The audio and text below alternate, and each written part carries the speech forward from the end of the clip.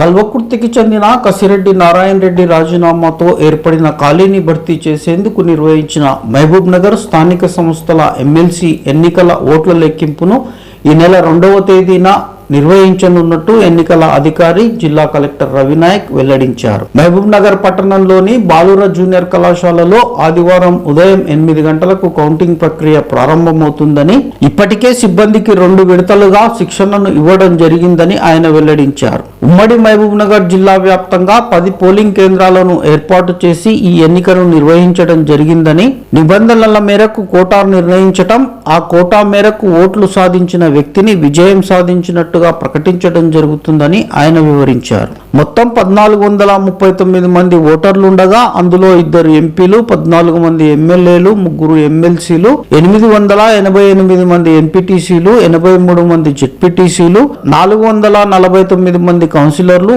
ఓటర్లుగా ఉన్నారు. ఓట్ల లెక్కింపు చేపట్టేందుకు చేసిన ఏర్పాట్లను జిల్లా కలెక్టర్ రవినాయక్ తనిఖీ చేశారు. ఎవరైనా అభ్యర్థి అత్యధికంగా మొదటి ప్రాధాన్యత ఓట్లు సాధిస్తే ఆదివారం సాయంత్రంలోగా కౌంటింగ్ ప్రక్రియ ముగిసే అవకాశం ఉంది. ఎన్నికల్లో కాంగ్రెస్ పార్టీ తరఫున పారిశ్రామికవేత్త జీవన్ రెడ్డి పోటీ చేయగా, బీఆర్ఎస్ పక్షాన షాద్నగర్ కు చెందిన జెడ్పీటీసీ నవీన్ కుమార్ రెడ్డి పోటీలో ఉన్నారు. స్థానిక సంస్థల్లో అత్యధిక స్థానాలు కల బీఆర్ఎస్ పార్టీ అభ్యర్థి విజయానికి ఆ పార్టీ వర్కింగ్ ప్రెసిడెంట్ కేటీఆర్ స్వయంగా రంగంలోకి దిగి గోవాలో క్యాంపు నిర్వహించగా, కాంగ్రెస్ పార్టీ అభ్యర్థి జీవన్ రెడ్డి గెలుపు కోసం స్వయంగా రాష్ట్ర ముఖ్యమంత్రి రేవంత్ రెడ్డి అన్ని వర్గాలను ఏకం చేసి గెలుపుకు ప్రయత్నించారు. ఇటు కాంగ్రెస్ అటు బీఆర్ఎస్ పార్టీలు గెలుపు తమ అభ్యర్థిదేనని ధీమా వ్యక్తం చేస్తున్నాయి. మహబూబ్ నగర్ శాసన మండలి లోకల్ అథారిటీస్ ఎన్నికలు 28 మార్చి నాడు జరగడం జరిగింది. ఆ తర్వాత కౌంటింగ్ ఎలక్షన్ కమిషన్ వారు 2 జూన్ నాడు కౌంటింగ్ ప్రక్రియ చేయమని చెప్పి ఆదేశించడం జరిగింది. అందులో భాగంగా ఈరోజు ఈ కౌంటింగ్ సెంటర్ అరేంజ్మెంట్స్ని కూడా చూడడం జరిగింది. కౌంటింగ్లో 5 టేబుల్ పెడతాం.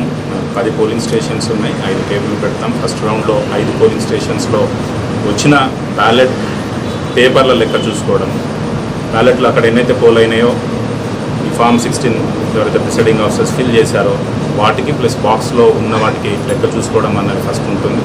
సో అట్లా 5 టేబుల్ మీద 5 పోలింగ్ స్టేషన్స్ నుంచి వచ్చిన బ్యాలెట్ పేపర్స్ని లెక్క సరి చూసుకోవడం ఉంటుంది.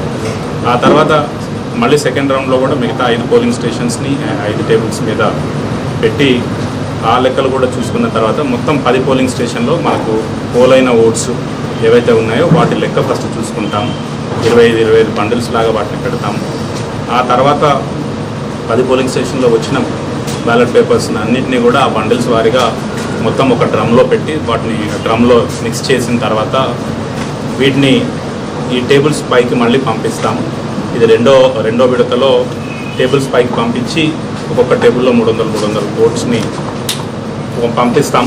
ఆ టేబుల్ మీద ఉన్న కౌంటింగ్ సూపర్వైజరు, కౌంటింగ్ అసిస్టెంట్స్, అక్కడ ఉన్న మైక్రో అబ్జర్వర్సు వాటిని వ్యాలిడ్ ఇన్వాలిడ్ కింద వెరిఫై చేస్తారు. అంటే వేసిన ఓటు వ్యాలిడా ఇన్వాలిడా అన్నది సెకండ్ రౌండ్లో చేస్తారు. ఈ వ్యాలిడ్ ఓట్స్ని ప్లస్ ఇన్వాలిడ్ ఓట్స్ని సపరేట్ చేసిన తర్వాత కోటా అన్నది మనము ఫైనలైజ్ చేసి కోటా అన్నది డిక్లేర్ చేస్తాం. వ్యాలిడ్ ఓట్స్ బై 2 + 1 అంటే సగం కంటే ఎక్కువ, సగం కంటే 1 ఎక్కువ అని కోటా కింద ఐడెంటిఫై చేసి కోటా డిసైడ్ చేసిన తర్వాత వచ్చిన ఓట్లని ఏవైతే వ్యాలిడ్ ఓట్స్ అని అంటున్నామో ఆ వ్యాలిడ్ ఓట్స్ని 3 అభ్యర్థులకు ఎక్కడైతే ఆ ఓటరు ప్రిఫరెన్స్ మార్క్ చేశాడో దాని ఆధారంగా 3 క్యాండిడేట్స్ని కూడా మనం ఆ ఓట్స్ని వాళ్ళకు వచ్చిన ప్రిఫరెన్స్ని బట్టి పంచడం జరుగుతుంది. ఈ 5 టేబుల్లో వచ్చిన వ్యాలిడ్ ఓట్స్ క్యాండిడేట్ వారీగా లెక్కించడం జరుగుతుంది. లెక్కించిన దాంట్లో ఎవరన్నా క్యాండిడేట్కి కోటా కంటే ఎక్కువ వస్తే కనుక ఆ అభ్యర్థి గెలుపొందినట్టుగా ప్రకటిస్తాం. ఒకవేళ ఎవరికైనా ఈ 3లో కూడా ఎవరికి ఆ కోటా దాటి ఓట్స్ రాకపోతే ట్రాన్స్ఫరబుల్ ఓట్స్ అని ఉంటుంది. Single preference transferable voting system ద్వారా. కాబట్టి ఎవరికైతే తక్కువ ఓట్స్ వచ్చుంటాయో ఆ వ్యక్తి యొక్క ఓట్లను రెండో ప్రిఫరెన్స్ని బేస్ చేసుకొని మిగతా 2 ఎవరైతే కంటిన్యూయింగ్ క్యాండిడేట్స్ ఉంటారో వాళ్ళకి పంచడం జరుగుతుంది. ఆ రౌండ్లో ఒకవేళ టోటల్ చేసిన తర్వాత కోటా వస్తే ఆ 2లో ఒక వ్యక్తిని గెలుపొందినట్టుగా ప్రకటిస్తాం. ఒకవేళ ఆ వ్యక్తి ఓట్లు ట్రాన్స్ఫర్ చేసిన తర్వాత కూడా ఎవరికైనా ఒకరికి కోటా రాకపోతే ఆ 2 ఎవరికి తక్కువ ఉందో ఆ ఓట్లను ఇంకొక క్యాండిడేట్కి నెక్స్ట్ ప్రిఫరెన్స్ ద్వారా పంచడం జరుగుతుంది. ఇది కోటా వచ్చేంతవరకు ఈ ప్రక్రియ సాగుతుంది. సో అన్ని ఏర్పాట్లను చేయడం జరిగింది. ట్రైనింగ్ కూడా ఇంతకుముందే 2 సార్లు ట్రైనింగ్ చేయడం జరిగింది. మళ్ళీ పోస్ట్పోన్ అయినందున మళ్ళీ 2 సార్లు కౌంటింగ్ సూపర్వైజర్స్, అసిస్టెంట్స్, మైక్రో అబ్జర్వర్స్కి, ఏఆర్ఓస్కి ట్రైనింగ్ చేయడం జరిగింది. సో ఆఫీసర్స్ అంతా కూడా వాళ్ళ విధి ఏముంది, రోల్ ఏముంది అనేది వాళ్ళ క్లారిటీ ఉంది. కౌంటింగ్ ఏజెంట్స్ కూడా 5 టేబుల్ ఉంటాయి ఇనీషియల్గా, కాబట్టి ప్రతి క్యాండిడేట్కి 5 టేబుల్ దగ్గర 5 కౌంటింగ్ ఏజెంట్స్ని వాళ్ళు అపాయింట్ చేసుకునే అవకాశం ఉంది. ఆ తర్వాత 6వ టేబుల్ దగ్గర ఒక్కొక్క ఏజెంట్ని ఏర్పాటు చేసుకునే అవకాశం ఉంది. ఈ ఫస్ట్ రౌండ్ కోటా టాలీ అయిన తర్వాత, ఫస్ట్ రౌండ్లో ఓట్స్ వేసిన తర్వాత 5 ఎవరైతే కౌంటింగ్ టేబుల్స్ దగ్గర ఉన్నారో కౌంటింగ్ ఏజెంట్స్, వాళ్ళని పంపించేస్తాం. ఎందుకంటే తర్వాత ప్రక్రియ అంతా కూడా 6వ టేబుల్ దగ్గర జరుగుతుంది. అక్కడున్న కౌంటింగ్ కంటెస్టింగ్ క్యాండిడేట్ కావచ్చు, వాళ్ళ ఏజెంట్ కావచ్చు, లేదా 6వ టేబుల్ దగ్గర ఉన్న కౌంటింగ్ అసిస్టెంట్, ఈ ముగ్గురులో ఎవరో ఒకళ్ళు వాళ్ళ తరఫున ఉంటారు. ఆ కౌంటింగ్ ప్రాసెస్ అంతా కూడా 6వ టేబుల్ దగ్గర జరుగుతుంది. సో వీటికి అన్నిటికీ కూడా అరేంజ్మెంట్స్ చేసాం. పోలీస్ సెక్యూరిటీ అవంతా కూడా ప్లాన్ చేసుకున్నాం, కాబట్టి we're prepared for it. So రేపు మార్నింగ్ 8 o'clockకి కౌంటింగ్ అనేది స్టార్ట్ అవుతుంది.